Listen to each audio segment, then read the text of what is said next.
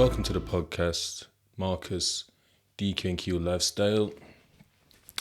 And yeah, it's good to be back. Eid Mubarak, everybody. It is Eid today. This is the second Eid. It's not the first one. People did it yesterday. I'm doing it today. So yeah, it feels good. Like fasting, it's only the second time in my Muslim career. I've been a Muslim since like early summer 2012, so knocking on 11 years now. Yeah. And I've fasted. I don't even think I really fasted before. It was all fake things, I'm in jail, I'm eating behind the door, I was smoking as well, and that was the hardest thing. It wasn't even the food because I was gagging for a fag, them ones. Or cigarette, sorry. In England we say. Yeah. And yeah, so the first time I did it, I did 25 days of the 30. That was in 2020. That was during lockdown, and I found it really hard. And I don't know if it's because it was prison, because there's like naught to do. Whereas this one, I think I've done about 18. Because what it is with me, I'm always worried about losing weight. Weight is the thing that I'm worried about losing. I've got a weight issue. I always have. I've always been really skinny. When I went to jail the first time, at 24, I was 10 stone 7, I think. Come on, 6'2". Like I'm quite broad. Like I'm just not built for like. It was pressure anyway. Yeah, but you can't even see it at the time, and it was just normal. So I've always been skinny growing up, but that just got bad. Like, yeah, ganja man to death. Not really a food guy. Anyway, so that was my issue why I didn't start when it was supposed to start. And then I thought, you know what, let me I was gonna do Friday, Saturday, Sunday, Monday, because over those days I work in the evening. So it won't really matter me waking up late, like going to bed late, waking up late, and then like I can break my fast with those at work, because like some of them are Muslim too. And it would have been like specifically designed in a way for us to open like iftar, you know what I mean? So that was my plan, and I had these mad headaches. The first 2 days, just peak pressures right there. I've been getting some nasty headaches just here, like some migraines. And yes, I got that the first 2 days, and then the third day it was like boom, like clarity. Just had some mad clarity, like crystal. Like I've always got this thing where I'm saying like, or like I'm talking to somebody about something, and I'm just like, and I can see what I'm trying to say, but I can't think of the fucking word for the thing. Do you know what I mean? Whether it's a person or a place or an object or something like. But the clarity was just there, and I could say what I needed to say when I needed to say it. It was mad. It was good. Just the clarity was unreal. So I just decided to carry it on, because I thought, why stop? Why stop here and start all the headache stuff again? Because I looked into it, like, why are the headaches? And it's supposed to be the body clearing out the toxins. A lot of people kept saying to me, like, you get a week of headaches, but I didn't get no week of headaches, because then I stopped fasting. So I think I did 9 or 10 days. Then I stopped fasting. Like, I don't know why. That day I just didn't feel like it, if I'm honest. I just didn't fast. I had like 2 or 3 days off, started fasting again, headaches. I said, what?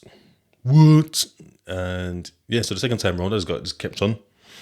So I think I did another like 9 days or something. So yeah, but it was good experience. Looked into it, seen something called like autophagy or autophagy, not sure how it's said, and that is the rebuilding of cells. So your body starts to like basically eat cells and regenerate them.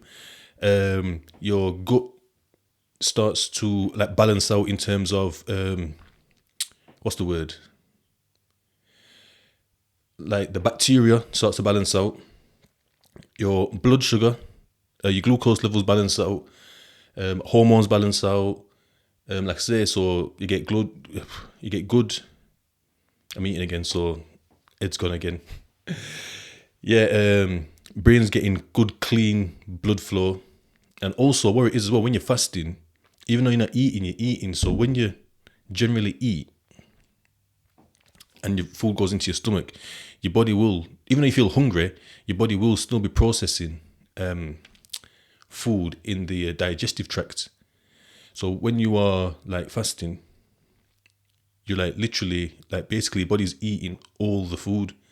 You're using ketones as an energy source from fats over glucose or glycogen, and it's just benefits, man. It's good benefits. Didn't have no anxiety. Anxiety was just, I didn't even realize I didn't have it. So it's just like any tasks that I've got to do for like work and stuff, or anything that I needed to do, I just like did it, because there wasn't that like pang of like, I don't want to do it. You know what I mean? I just don't want to do it.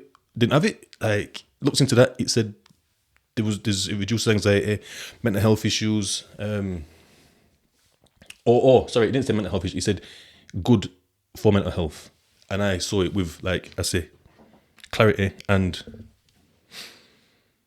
anxiety. So good experience, very good experience. Going to work, traveling, 25 miles, like just getting about, like there's nothing. Doing all my admin, because there's quite a bit of admin work I need to do. Fine. Like, didn't struggle one bit. So I don't fear fasting one bit. I feared it, but no, I don't. And it's just been a very good experience. What else? Laptop's been mashed up. It took 71 days to go through 700 gig. And the funny thing is, it took actually 71, 73, 83 days, because so the laptop, so it's not even a laptop, it's my external hard drive. External hard drive is packed up, not let me access it. I'm thinking, what? Everything's on it. All my videos, all my like sound recording, everything's on it. I'm thinking, oh my gosh, what am I gonna do here? So looked into it. They're saying, buy a data recovery. Pack, and it'll excavate everything out of it, and then you can save it onto something else. So I've had to fork out. Brought me back. I hate spending money. Hate it. You know what I mean? So I bought Stellar Data Recovery, and it was going. After 12 days, it had completed 14%. And I thought, let me just check something. And I realized I hadn't used the activation key. So I was basically using like the free model. I says, oh my gosh. So I had to start all over again from scratch. So it would have finished really 71, 61, 59 days it would have took, but probably even quicker. Because when it got to 14% the next time, when it got to 12 days the next time, it was on like 17%, so it was moving quicker. So yeah, so that took 71 days, man. 2.5 months, so that's why I've been offline all this time. Bought a new camera, so something good came out of it. So I was trying to do anything to just get this back up and running, because I love this. I do love this. I can't lie. Bought some other equipment, got another mic and stuff ready for people to join me. Get a co-host. We'll see. Comment below. Come join me in it. Yeah. What else? So the laptop's done, and I think that's everything. Fasting. Eid. As for Eid, I'm not doing much today. Gonna have a little food with my mum. Little cake. That's it. Second best. Yeah, so that's it. That's me. Right, so let's get into it. Today it's going to be ruminating and grievant thinking. Right, so growing up, I was mainly exposed to my mum. Shout out to my mum. We have a great relationship now because I worked on me. Yeah. But we'll get into the intricacies of like my relationships with family and friends and stuff. I don't want it to look like I'm just like ragging on people. There's a reason for things, whether it's them or me or situations. Like, it's not just poof out the blue, poofs disappear. There's lead ups, but we'll get to all that, and we'll start to build that around picture over the next few podcasts. So mainly exposed to my mum, and my mum never let anything go. If something happened, she would dwell on it and vocalize it and just go on and on and on about it. You'd hear her chuntering to herself, like, fucking this, sad, I can't believe that's fucking happened, or dare it, Did she be on the phone, ringing up how many people, telling the same story, it's just day after day. It'll pop out like like, it might be something to do with you or not. You know what I mean? So like, it's just things just.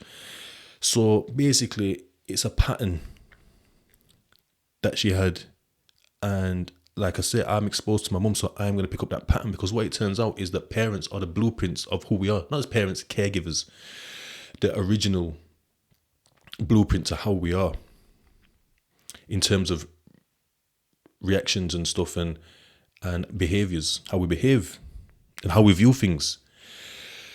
So I become like someone that latches onto something, can't let go. And what it is with the latching on and the ruminating and the grievant thinking, it's having a feeling and not processing it, and it just like going, and it's done now.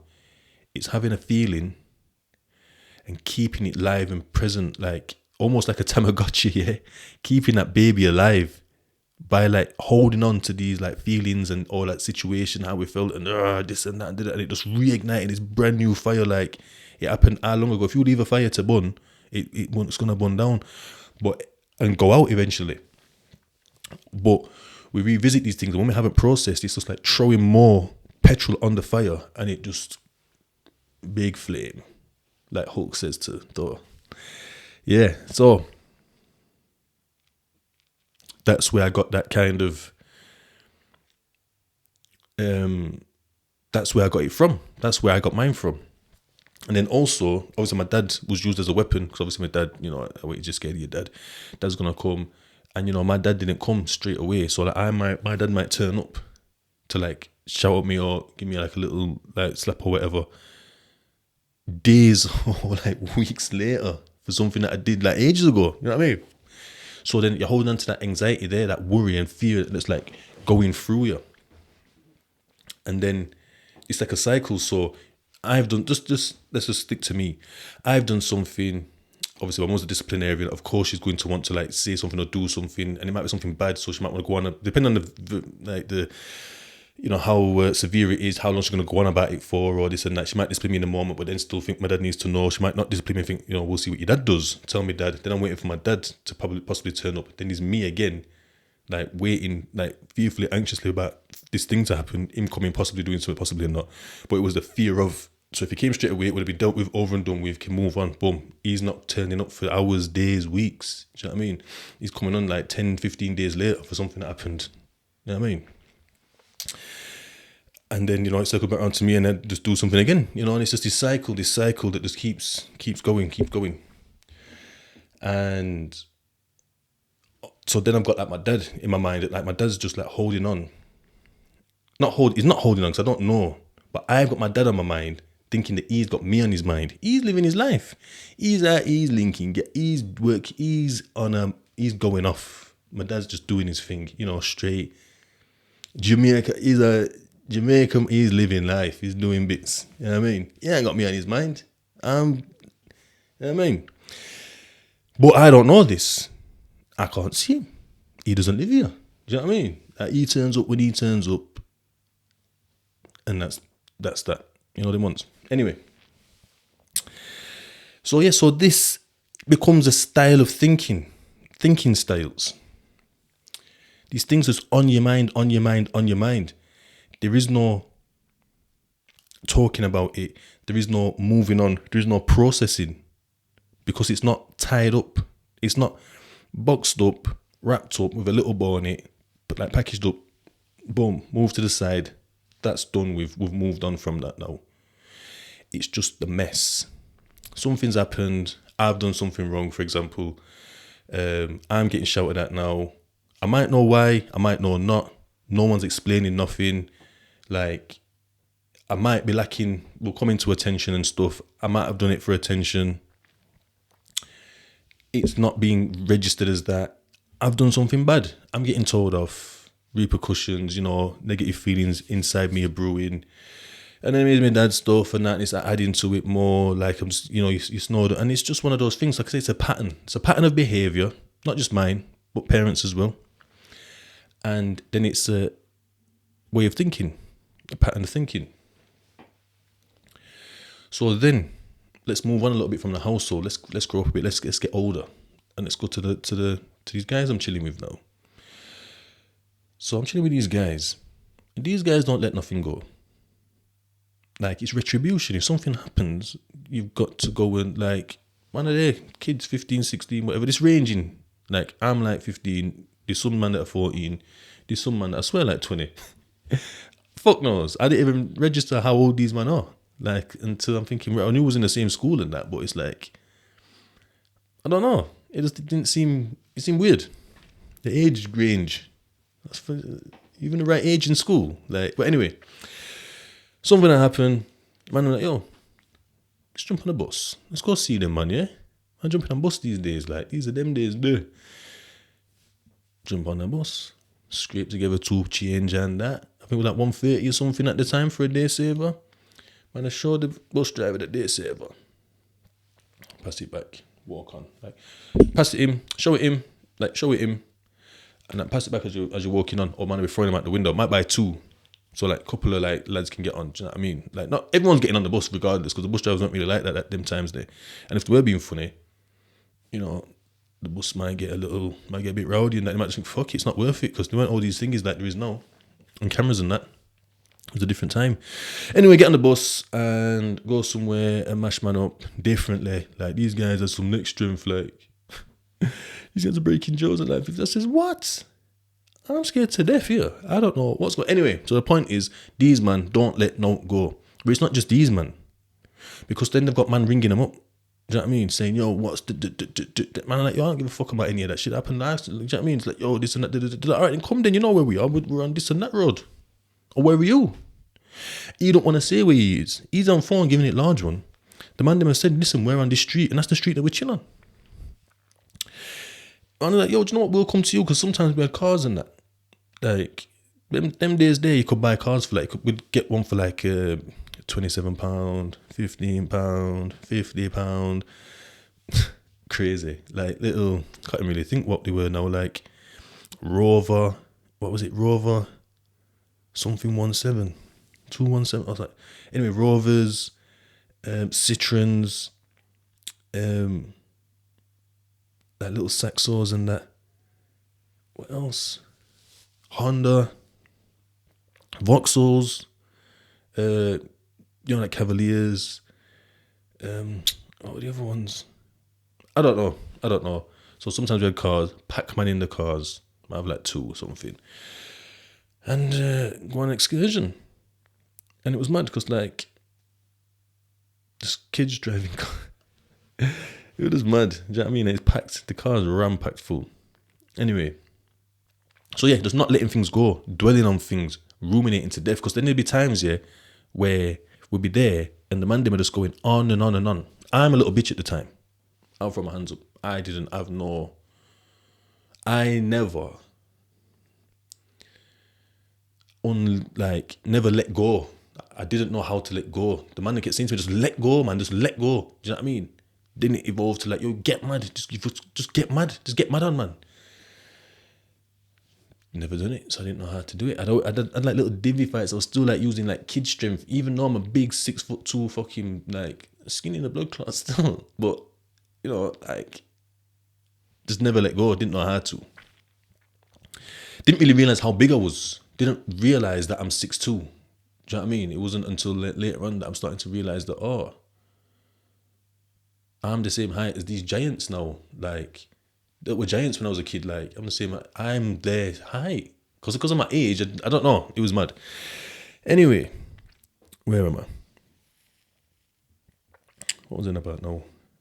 Oh, they used to go on and on about what they're going to do to man.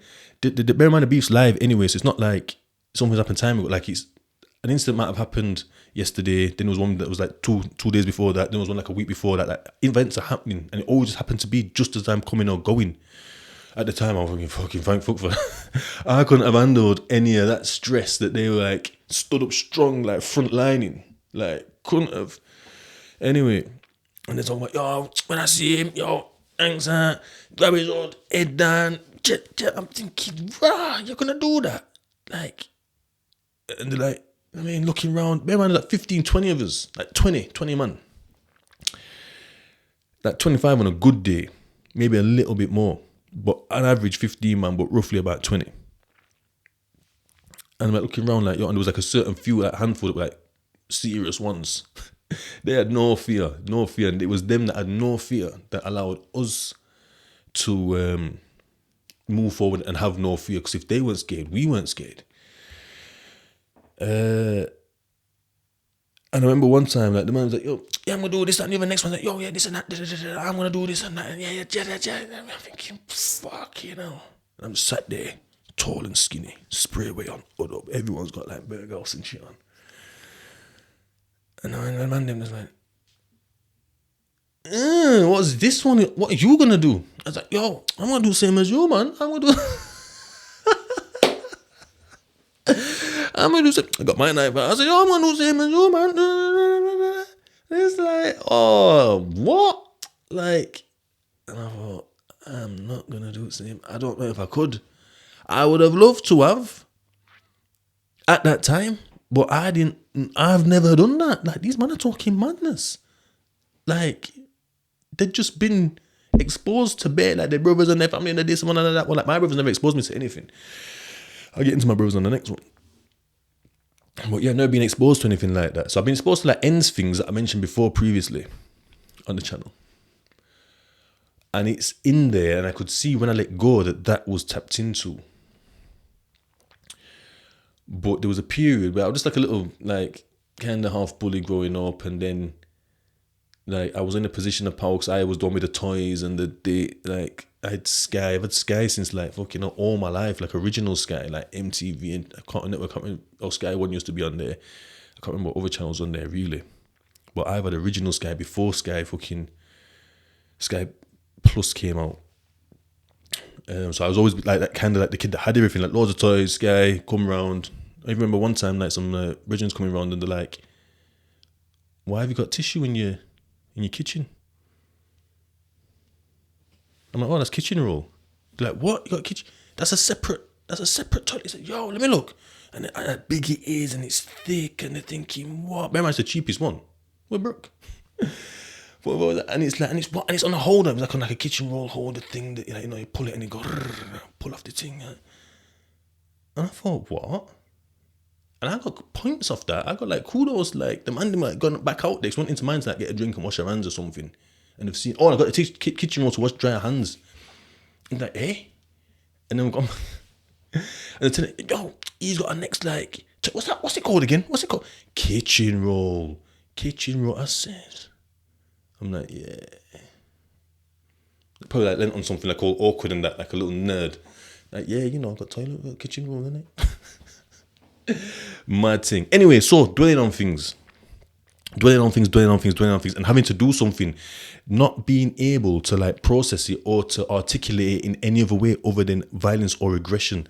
Because when them things were brought back up, like these situations that are happening on road, or even if it's not a road thing now, the man them could be talking about their brother or their sister or their dad or something, or me talking about my mum or like my brother or something that's happened somewhere. And then always talking like from a vengeful place, like revenge has to happen. Something has to happen, or else I can't rest. This thing that's happened has caused some upset in me, and I can't rest until something physically, some kind of physicality has happened to the thing or person or something that they love. I need to inflict something, and it becomes, like I said, it becomes an automatic way of thinking. So I didn't take that path at first. So it was a similar path, like I said, from how I was raised, from how I was brought up, and how my not really my dad, I don't really know, but how my mum was. Shout out to my mum again and my dad. Got a good relationship with them both now because I changed. Not so they hadn't changed, but I changed, and it changed the relationship because I became a problem from some of the stuff that I'm saying. Like, but I didn't realize what I was doing. I was reactionary. That's how we are. And it's the traumas and we'll get into it on the next one. So you create that pathway. So now create that like violent, that vicious, violent and aggressive pathway. So when I am in prison now, and I'm on this therapeutic community, and they're talking about ruminating and grievant thinking, I didn't know what that meant. Ruminating doesn't tell me that I am what it means. It doesn't tell me that I don't think it's easy to see that what it means is you're just constantly going over the same situations over and over again, just burning your head out like a car that's fucking. What you're doing with this, thinking about this thing, is basically a car that's just going spinning. You know what it does to the pavement? You can smell the tires, and then the pavement's all black. You know what I mean? Depending on what kind of like road it is, you might even like make a little black dint in it, kind of thing, little tire thing. Anyway, grievant thinking. What the fuck is that? Grieve, grievant, grievous, grievous, like bodily harm, GBH. That's what I'm in for. Just like, okay, some kind of like hurting kind of thing, like grievant thinking, like to want to hurt people or to cause damage or inflict damage. So they're talking about it. It's come up as a thing that we look at. It's one of the domains that they look at. So ruminating and grievant thinking. But I'm thinking, this is what everybody does. Because in my world, everybody does. All my friends do. The community does. Like, I'm not just like, it's not just us guys living in like a nice ends and we're just the knobs of it. Like, we're hearing stories, yo, them man from that bit of the ends has because next man have come over and you know what I mean? Or the reason that next man come over to do and they've reacted is because previously the victim that we saw as the victim, it turns out he victimized his aggressors the week before or the night before, like on a night out or something, or like whatever. I don't know where it happened. It happened somewhere. So it's just this back and forth, tit for tat, like kind of cyclical thing. This happens, got to do something back. It's not just like you're just not thinking about it. Like, dum, dum, dum. Time for action, right? And now you're an arsehole, then you just come out, you know, you're thinking about it, it's on your mind. So they've brought up, like I said, the grievant thinking and that, and I'm thinking, but everybody does it. I'm thinking, my mom, normal people, me auntie, cause like everybody does it, uncle, all my friends, like. But there was one person I thought she don't do it, and I thought the guy. I started to get like a bit of a connection with one of the officers. His approach was quite direct. His approach was quite softly. Even if it was direct, he used to give like this stern look. I think it was like my age. He might have been younger than me. I think he might have been like a year or two older than me or something. But it was mad because I got a proper father figure of him. Because I began to see, not at the time, but later on, as I become more therapeutically inclined, I don't even know what to even say, I could start to see that he was giving me what I'd always wanted. So the reason I started chilling with his man is because I wanted that strong, I wanted to feel safe, and I felt safe growing up with my dad. My dad's quite a big man. He was like 22 stone, muscle, 6-pack, bouncer, X, Y, and Z. He's mad. And I'd always felt safe around him. And if he said something, especially if he said something nice, which wasn't often, it proper boosted me up. It boosted me, like I couldn't get no higher. And if he said something negative towards me, it cut me down. It cut me the deepest and it cut me down the furthest. And then I started chilling with these guys because I started to feel unsafe with the guys that I was chilling with before. I was chilling with some like school friends and that, and stuff's happening. The man are rocking up because man's got a problem with next man's brother. They're rocking up his brother, who's my brethren, and the rest of them. When they're coming towards me, like the guy said no, the boss of them said no, leave him. And I just stopped. Just for the simple fact I'm from the ends. Everyone's broke up, except me. Next one, we're at a fair. At the fair, it was shit anyway, but yeah. Seeing some big motherfuckers coming over the hill. They look big anyway. Big girls, hold up, and the way they're walking. I said, yo, these are road, man. I said, boom, boy, yo. Like, a couple of lads are like, oh, come on, let's go. Like, pretend like, oh, come on, let's go. I'm like, why? Let you know why. I knew why.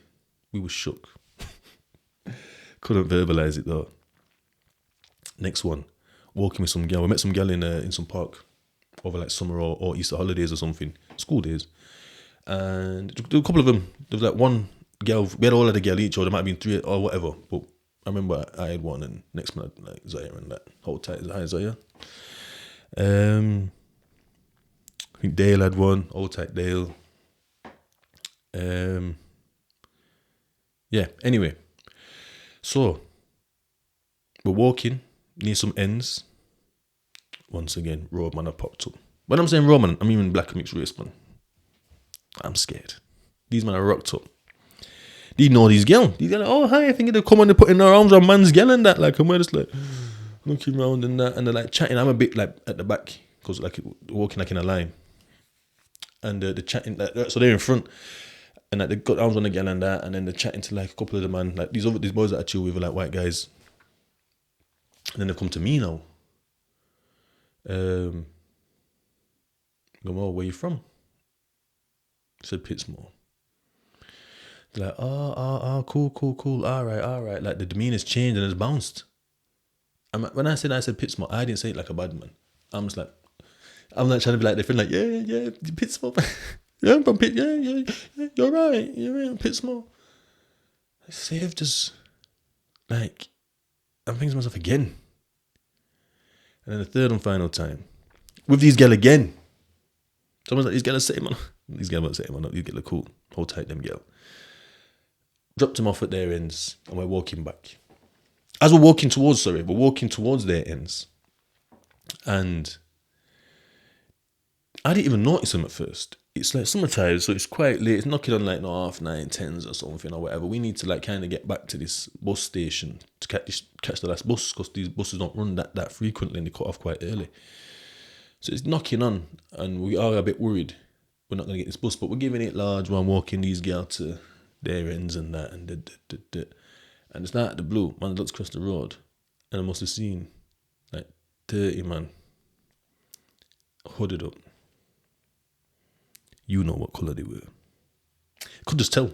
Couldn't even see no faces really because they got the strings pulled tight. Mustaches. Like just tied. It's just tied. Just the mustache. It's just the mustache of the fucking string from the hoodie. Anyway.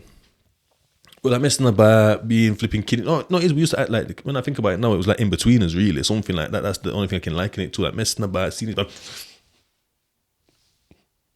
you know what I mean, propped up now. My fucking heart's up here. Anxiety's keep writing. Dropped him off. Didn't think no of it.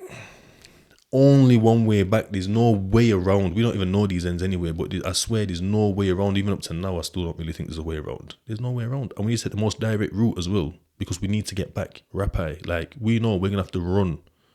Really. To get back to this bus stop. Anyway. Man's walking.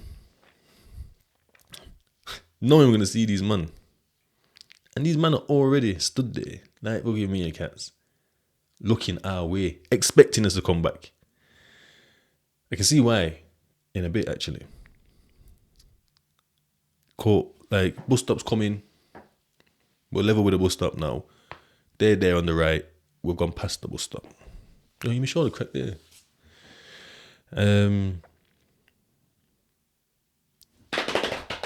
Yeah, bare feet on the concrete, and I saw my days.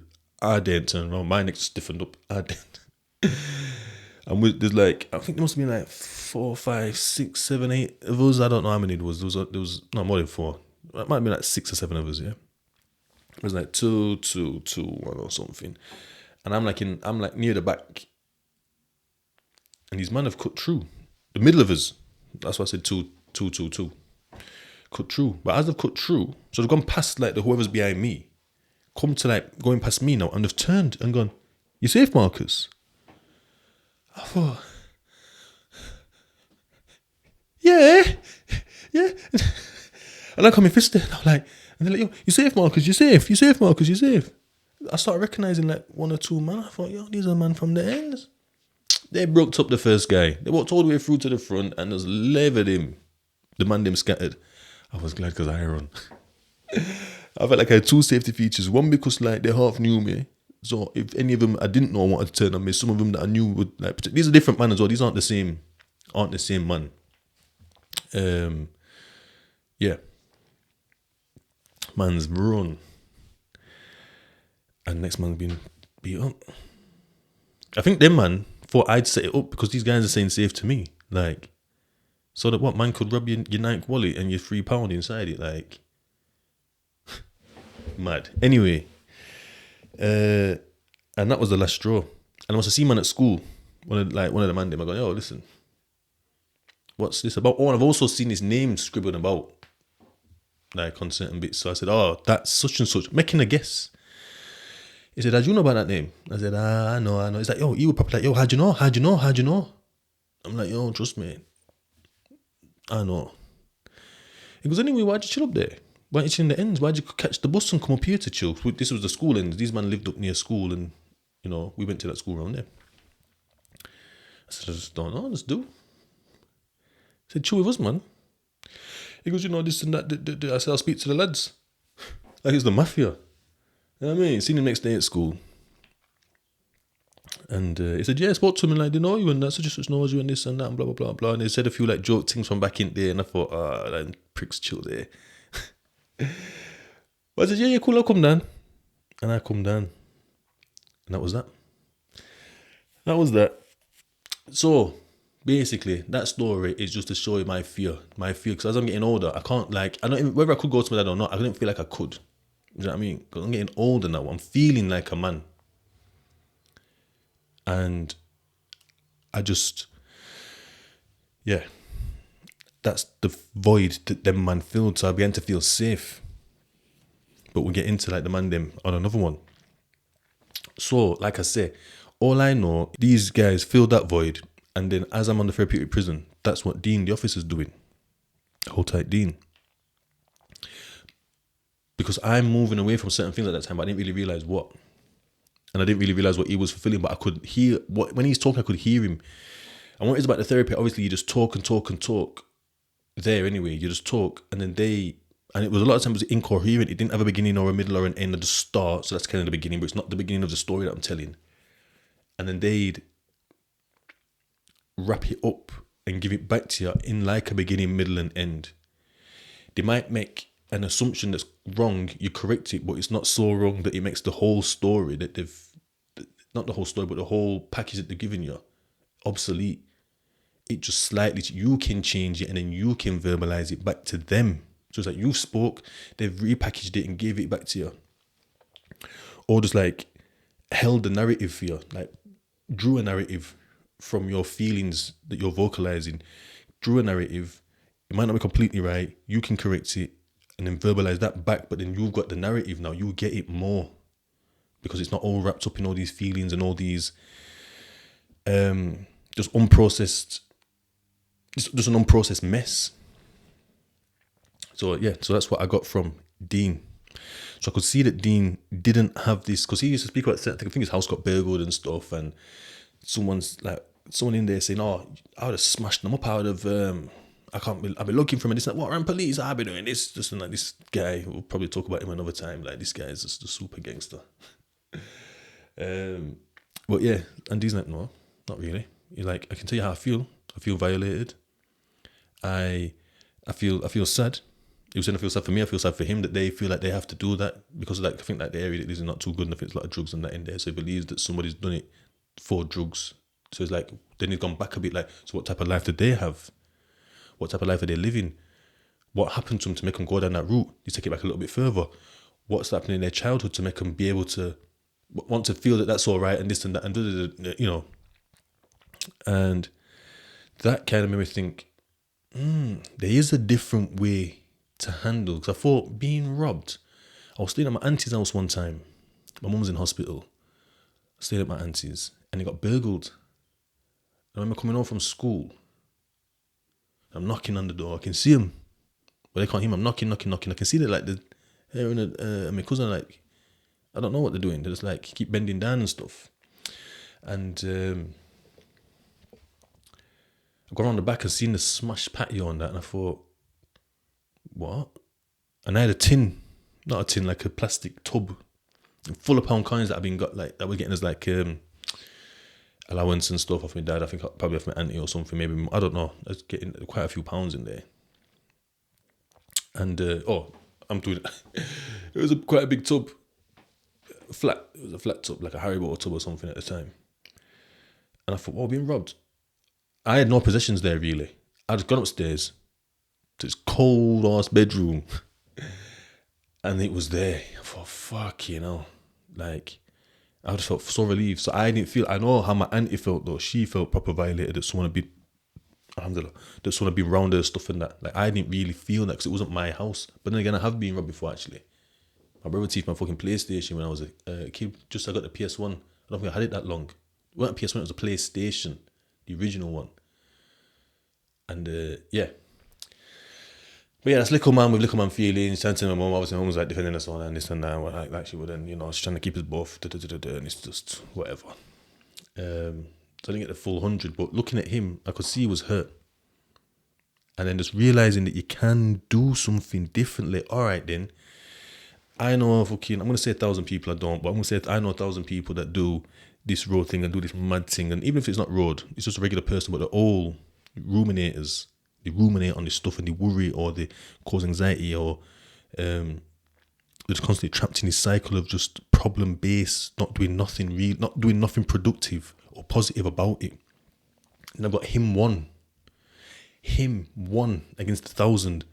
And on the scales, it should be tipped to the 1,000, but it wasn't. It was quite evenly matched. If not, he was a little bit lower. What he said was heavier. And I'm thinking, you can do it. You can, like, not want to rip a man's head off and be proper torn up by feelings and, like, it just showed me there is a way. Do you know what I mean? I guess the door opened up a little bit more for me to be able to finally step through to be a different me.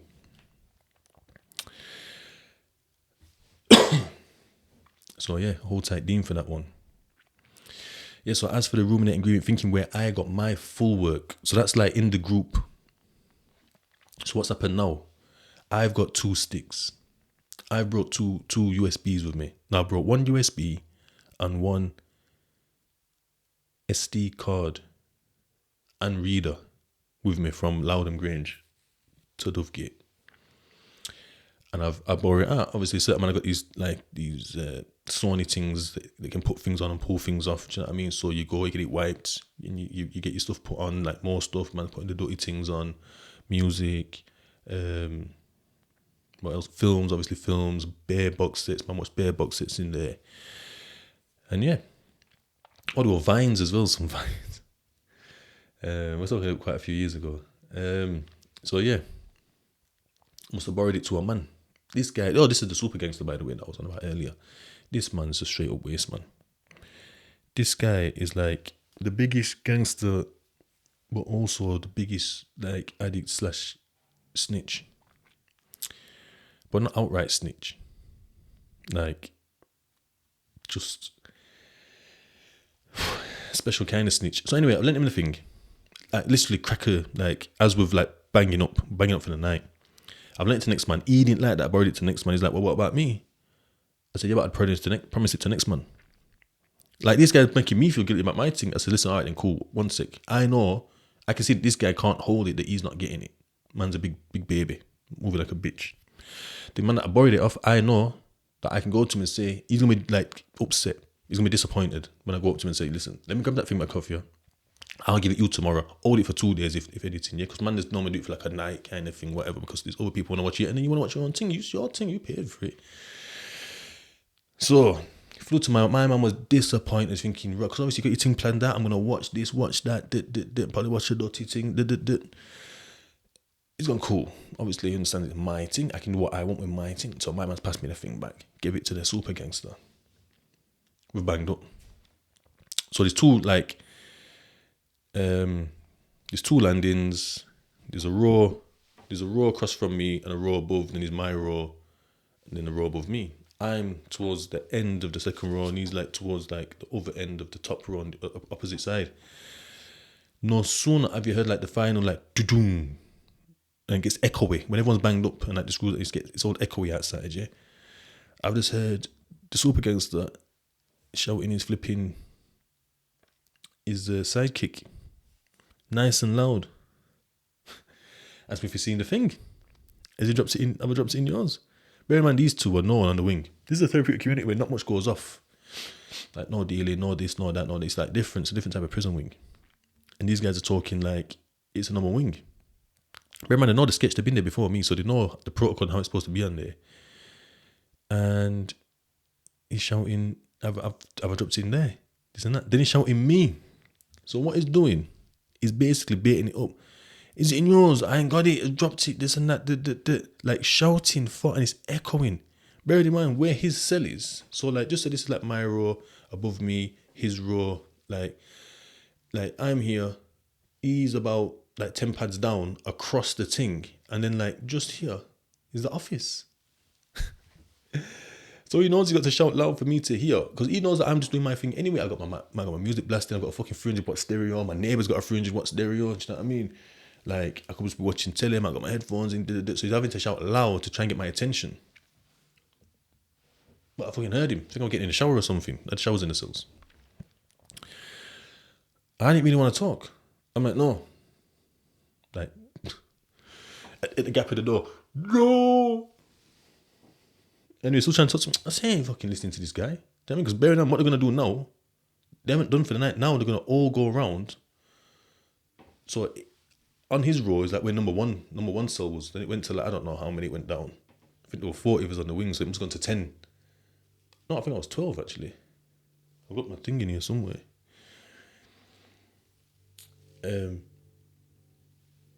What's that? The helicopter.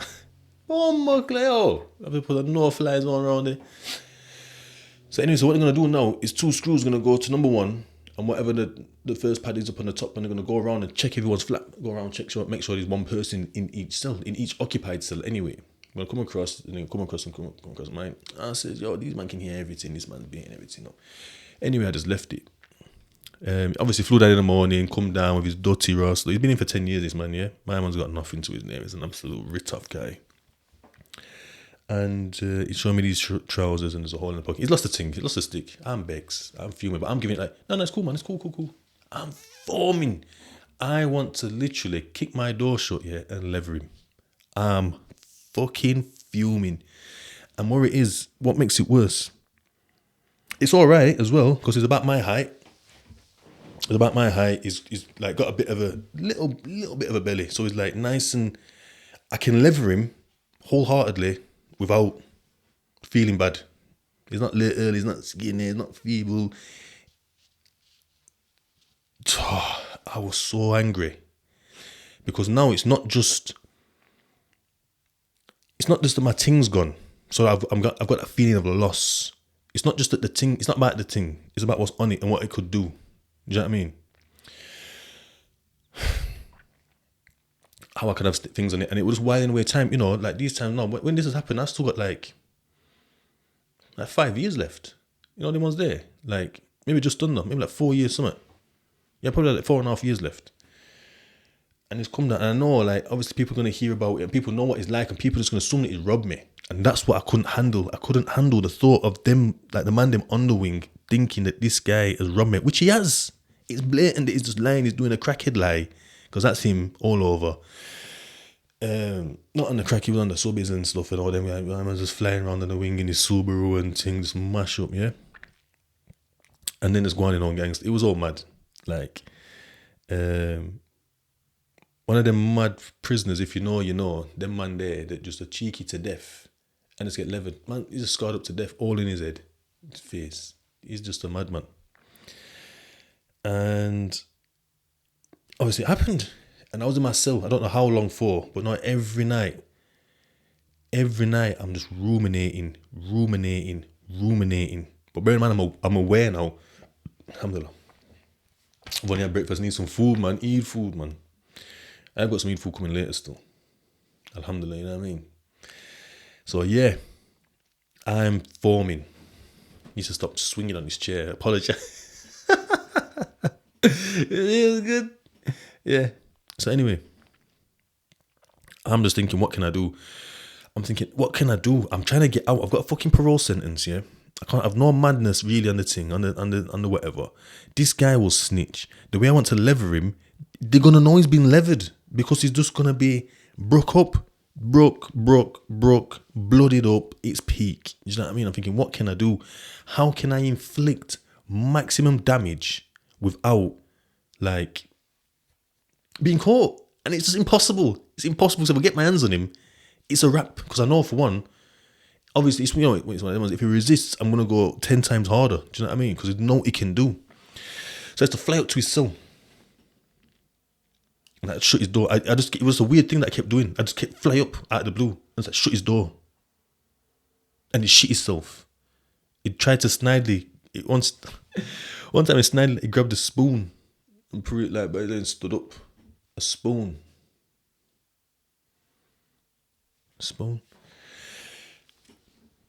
But then I start chatting to him about, I think I'd get proper close to him, like I'd sit on his bed, right next to him, so I'm brushed up against him. Do you know what I mean? To intimidate him, just trying to intimidate, because I just had to have that like over thing. But I won't tell nobody in case someone, because obviously what it is, it's like about like bringing things to the room, snitching really, yeah.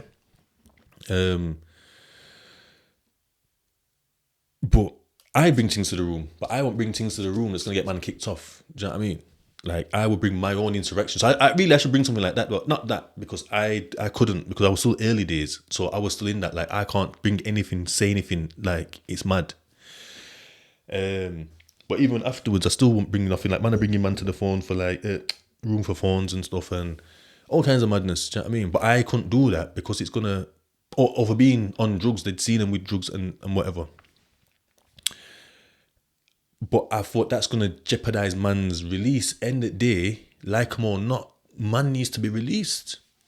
That's the thing about prison. Like, when you're out here, when someone's done something bad, it's like countdown to prison, get me in prison. But when you're in prison, it's just countdown to get out.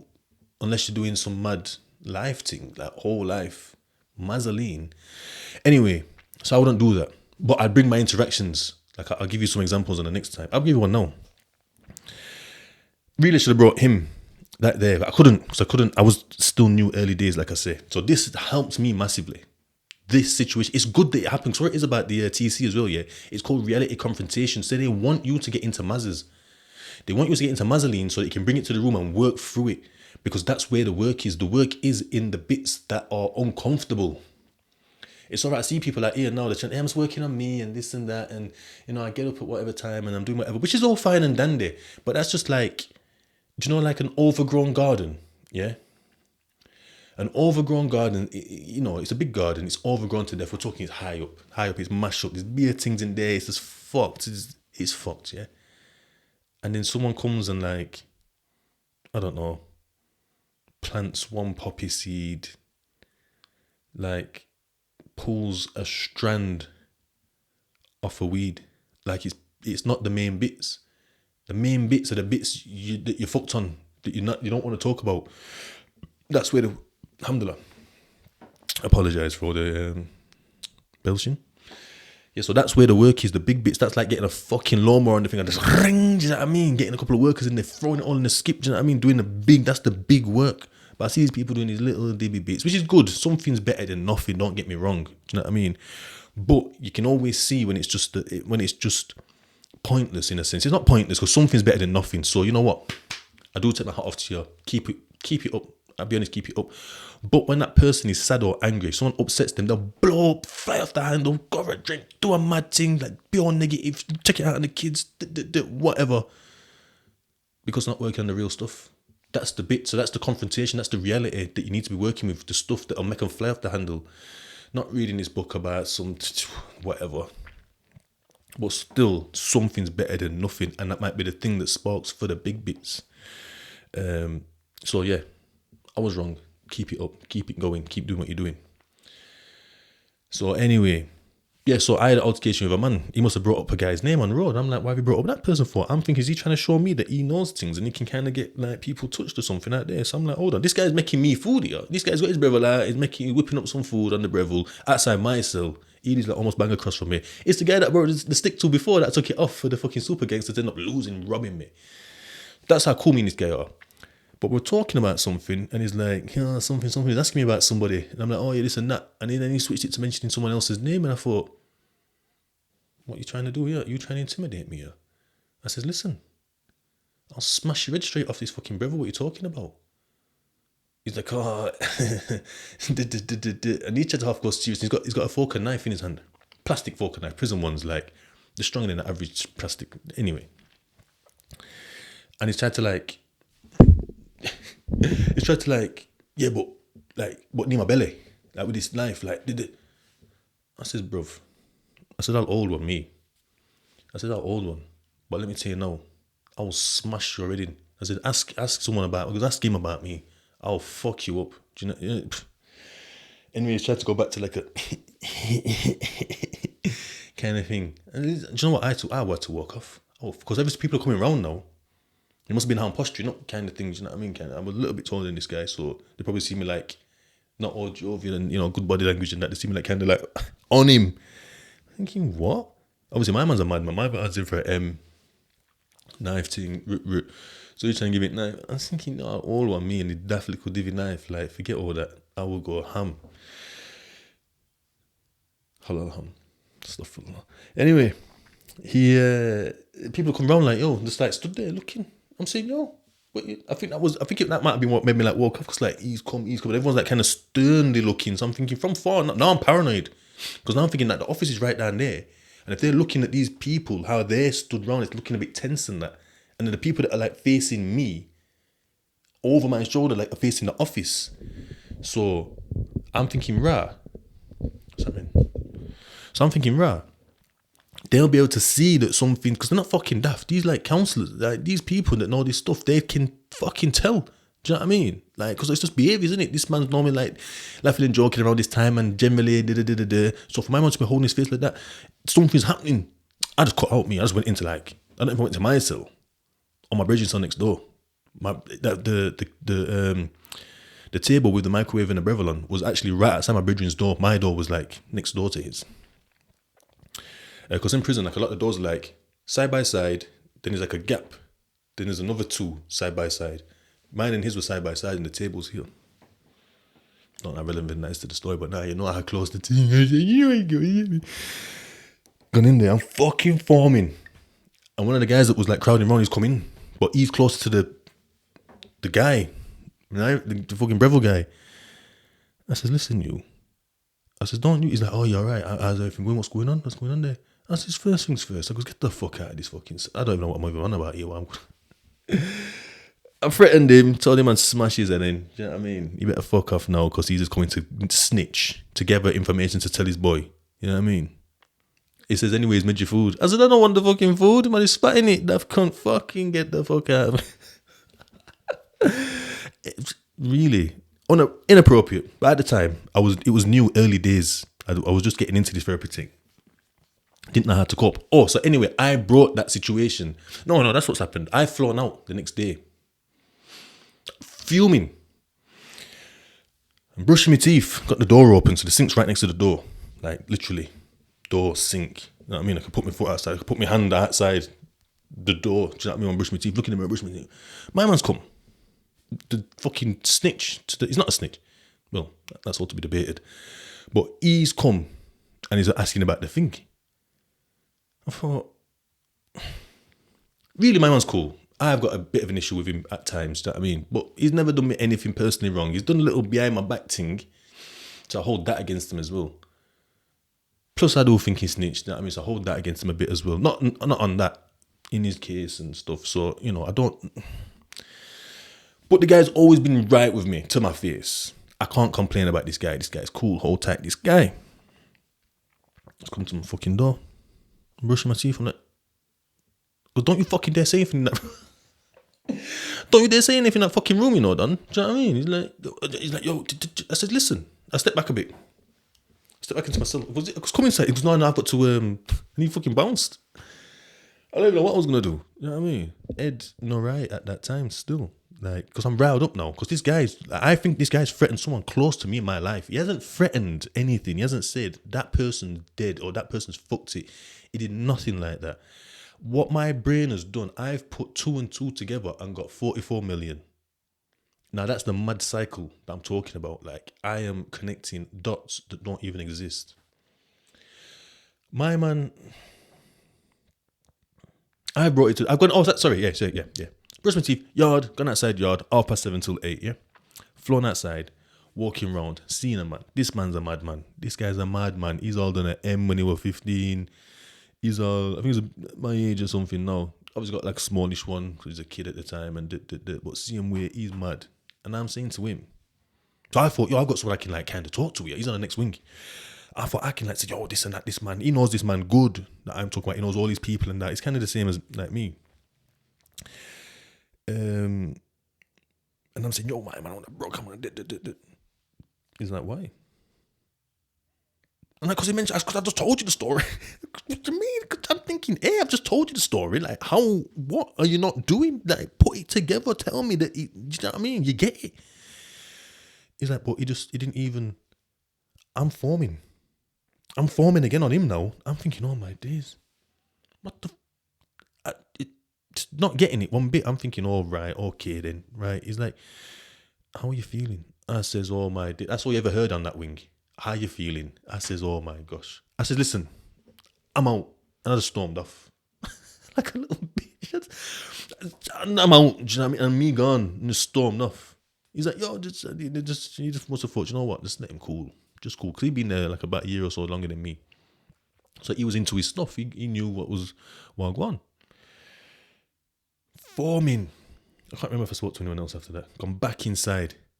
Think of all the scening, because we was on the same, what they call a chevron, like our wings, my wings here, his wings here, but we went into the same single door, into like a square, and then it went into our individual wings where we got searched on the way in.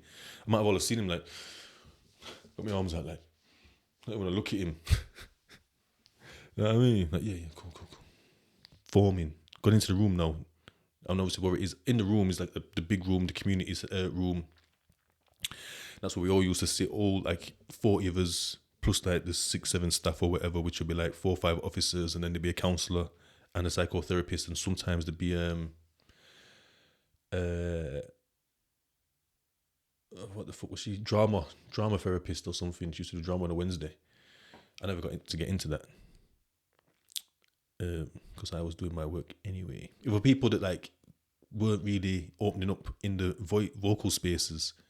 It was another way for them to get it out, and they got some mad work done by going in and drawing these pictures and articulating things, and they got mad work done in there for them because they couldn't do it in the other space really good. Anyway, so, and where it is, it used to start on somebody, and so the chair was one of us, the chair for 6 months, and then there would be a vice chair. Then when the chair's finished, the chairman, the vice chair move up into like the chair position, and then the vice chair be voted in. And it would have the chair be like, right, boom, start on such and such. Because you could go to him as well. You could go to the chair and be like, start on me today, please. You know what I mean? I've got something to say. You know what I mean? But obviously some people like hug it and that. So you got to be like, nah, man's not starting with you. Do you know what I mean? Or sometimes they're starting yourself. So people start to plonk themselves to his left because it always went to your left. Anyway, so there's things going around. Thoughts and feelings it was. So you'd be like, what you thinking, what you feeling, what thinking and feeling. What you thinking and feeling.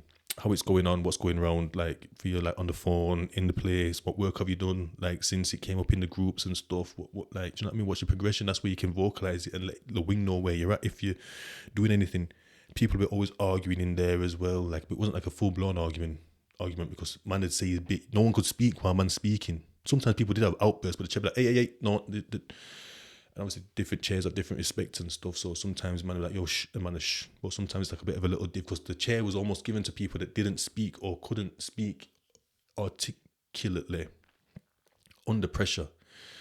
So it's for them to develop that skill. Every job that they gave you there was for you to develop and to gain something from that you lacked in your life or in your personal, like in your personality. So anyway, these things going around, I'm thinking, boom. Foot's tapping, knees going, you know what I mean? Boom. I think it's even got to them man there, like the Breville guy and his little fucking, do you know what I mean? They even mentioned it.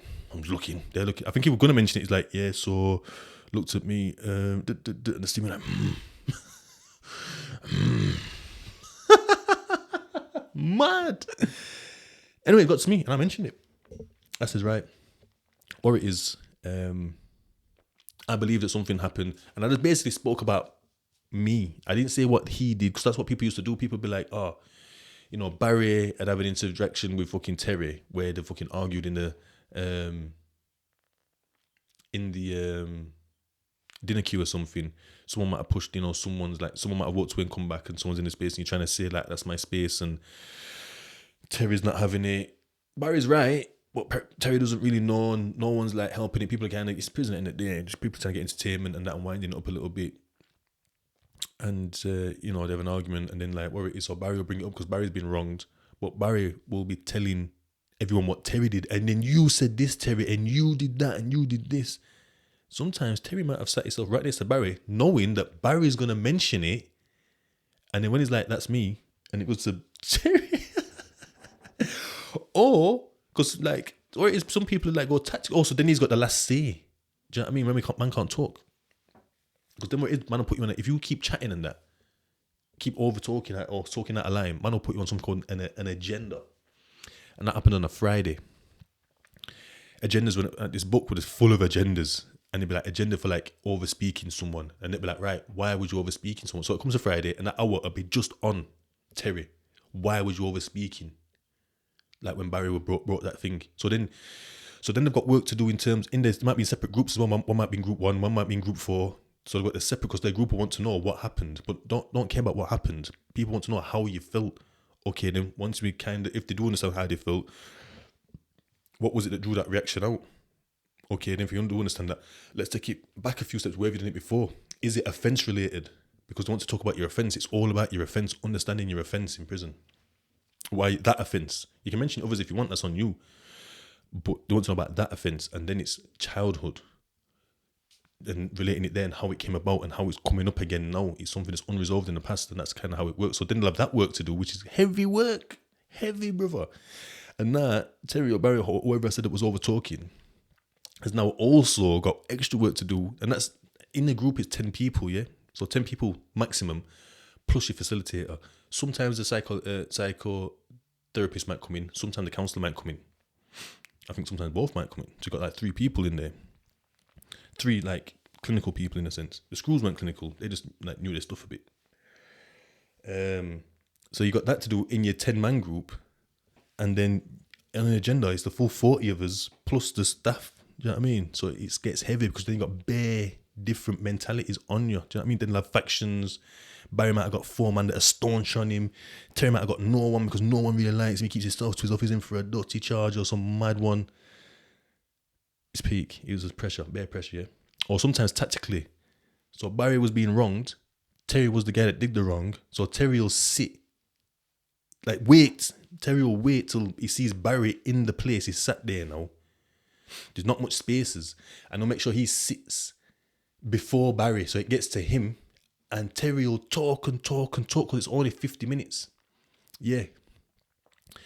So Thoughts and Feelings used to be from 8, I think. 8 till 10 to 9. And then we'll have like a 10-minute break, like toilet and stuff. And then it'll be 9 till 10, which will be the groups. That's how it works, Monday to Friday. And yeah, or groups were Tuesday, Wednesday, Thursday.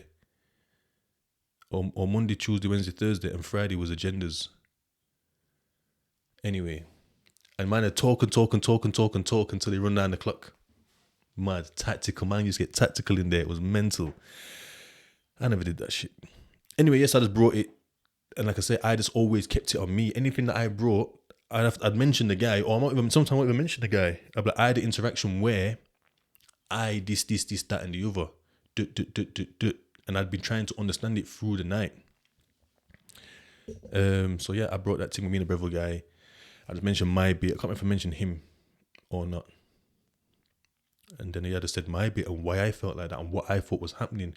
But then like bringing in that other people were saying that that's not what happened. Cause like I said, I didn't realize that I'd put 2 and 2 together and got 45 million, like, or whatever. I thought I got 4. But a couple of people had said, but he didn't threaten though. I felt threatened. Now that's different. If I felt threatened, that's different to being threatened. Do you know what I mean? So yeah, so that's like a situation like where you bring things and that to the room. Gone off on a fucking tangent there. I apologise, but this is how podcasts are, innit? So it go. So I was bringing up what was that about? I was bringing up the fact of bringing stuff to the room and how it works and how I brought stuff to the room. I was talking about Dean. Dean being like a father figure. I could see how he was handling things different. But yeah, anyway, I remember saying something about like 1,000 people and Dean won. But yeah, so basically Dean allowed me to see. Oh, sorry, that's it. So I got past that. I was on to fucking...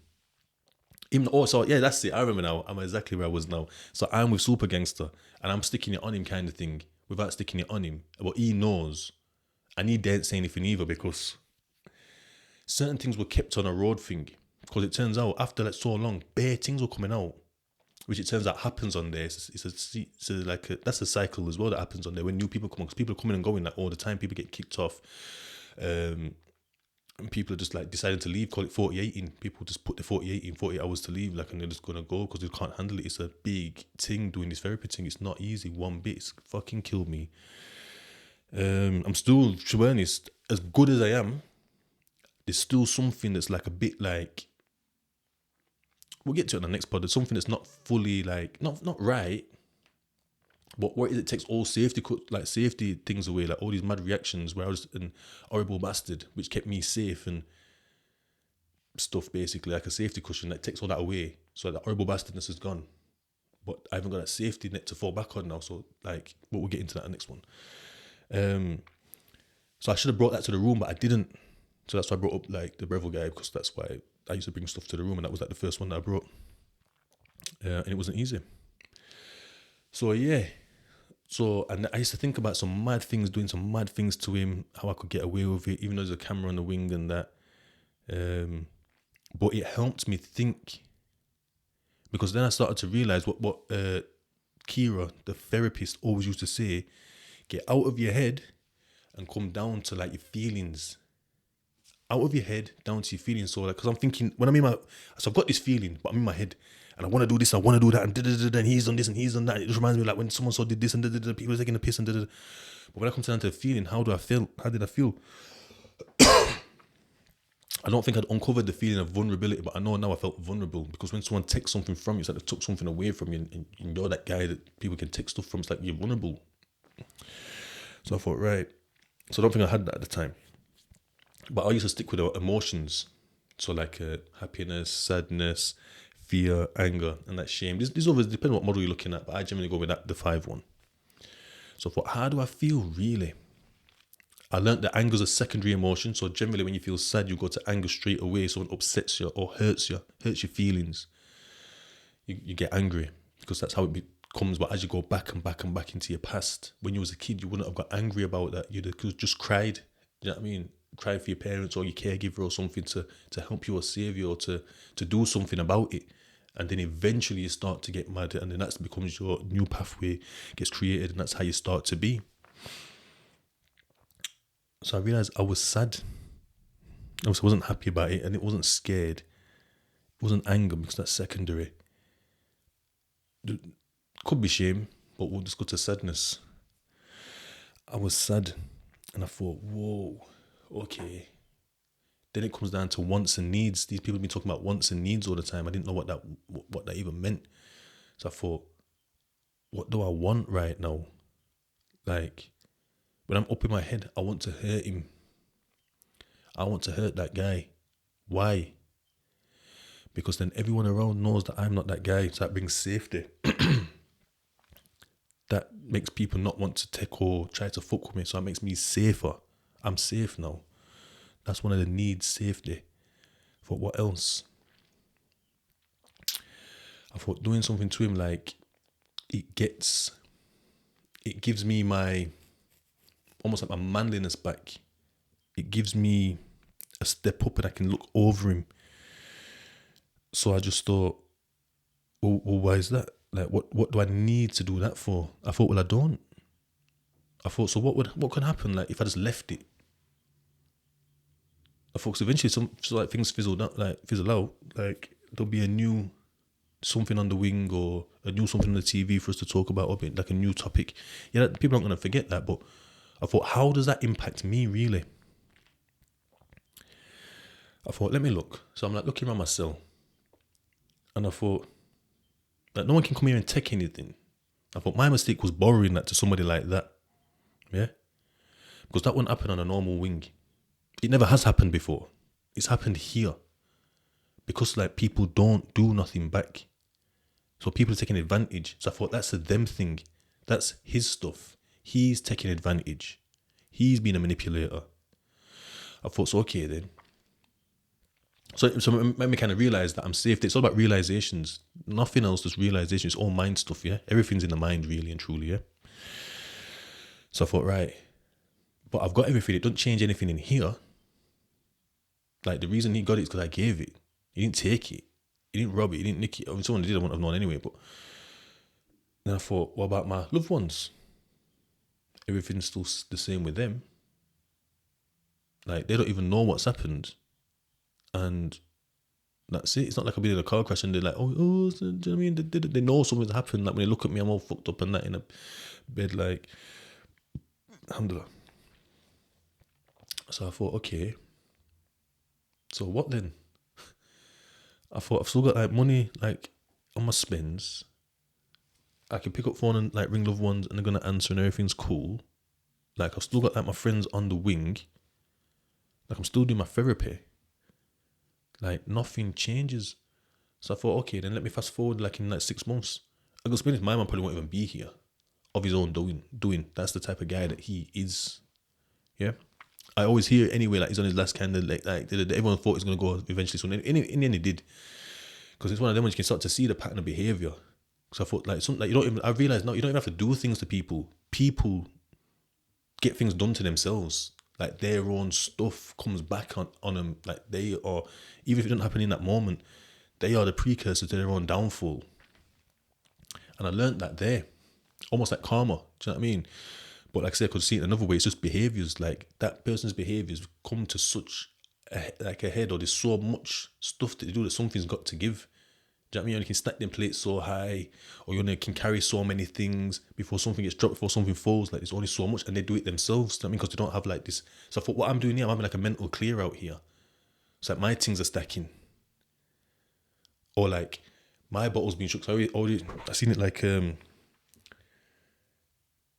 when these like feelings are building, it's like the pressure of like when you're shaking up a bottle, a fizzy bottle, and then normally it's like if you just take the lid off, it's everywhere. But being able to like think things through, being able to speak about things to someone that's not going to gas you up, that understands and can help you process as well, it's just like the just letting the pressure out from the bottle. And that's basically in a nutshell what happened. So yeah, so through all this ruminating and that, I was able to come down to the feelings, understand that I'm sad and I'm hurt. Because for one, I trusted him and he brought the trust.